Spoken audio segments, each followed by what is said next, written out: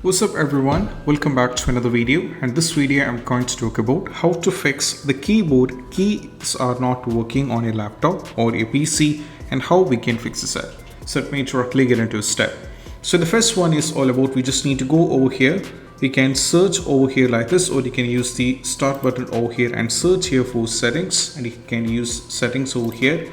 And right now, not this one, sorry, just go over here, search for the settings, and you have to click on the settings. And right now go to the accessibility. From here at the left side, you have to go to accessibility, keep scrolling down and navigate to keyboards. And right now the first and foremost step, the thing that you need to make sure of this all about is you have to make sure that you have to turn off sticky keys. If it is turn it on, and if you go to the filter keys, you have to turn this off as well. Just turn off the filter key as well as the sticky key, and you have to scroll down, and if you find anything over here called on-screen keyboard, we just need to turn this on.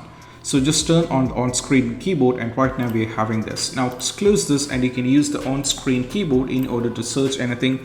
For example, if you wanted to search here for settings, we can use all these things. And right now in the on-screen, just type here for the run command, and you have to press enter. So you'll be getting this, and over here we need to type regedit. So if it's already written, you're fine with it. If you don't have the regedit, just go over here, type regedit over here using your on-screen command over here like this, and go for OK. That's going to take you to this, and go for yes. And right now minimize this and go over here, and over here we need to do this. First one, we need to navigate to HKey local machine, and right now from here what we need to do is just go over here, navigate to system, and we need to expand the scope for the current control set, and we have to scroll down the services.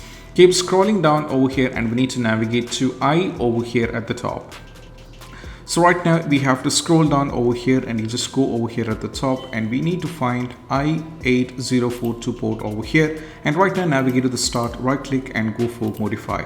So right now make sure one thing, if the value has been set into 3, we need to change the value to 1, and you have to set it to hexadecimal, and you have to close this, and most probably you have to check. And these are the steps, and I hope this video is helpful. That's it, bye bye.